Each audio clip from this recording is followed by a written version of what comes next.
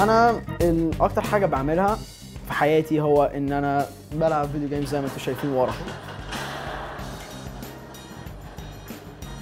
اصحى اروح المدرسه، ارجع اعمل الحاجات النسيسري في حياتي، اكيد اذاكر طبعا اكيد، بعد كده اخلص، بعد كده العب فيديو جيمز هي اللي انا بستمتع بيها في حياتي.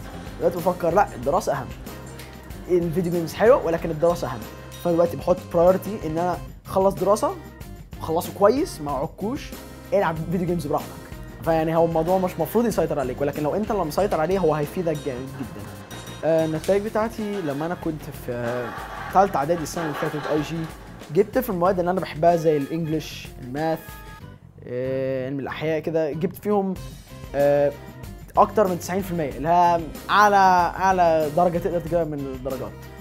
معظم البيست فريندز بتوعي هم جيمرز. انا حاليا بلعب اللعبه وفي الاخر بقيمها كده وبعمل لها ريفيو وبكتب ريفيو، بديها نمره 9 من 10، 8 من 10. اللعبه وحشه، لو اللعبه وحشه 6 من 10.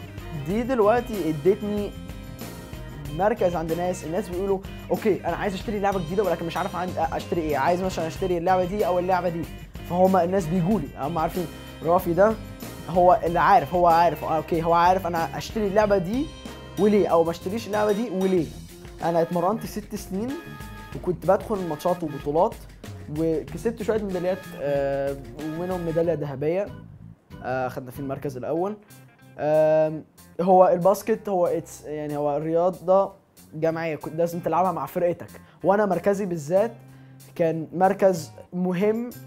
كنت انا اللي بحرك الملعب، كنت انا اللي بباص للناس وانا اللي اقول لهم يروحوا فين ويعملوا ايه. انا يعني شويه مرات بحب ارسم والون. التلوين مش قوي قوي زي الرسم، ولكن كنت بحب ارسم بالذات سينز، يعني جبال، شجر، يعني كنت برسمها عادي في حصه الارت.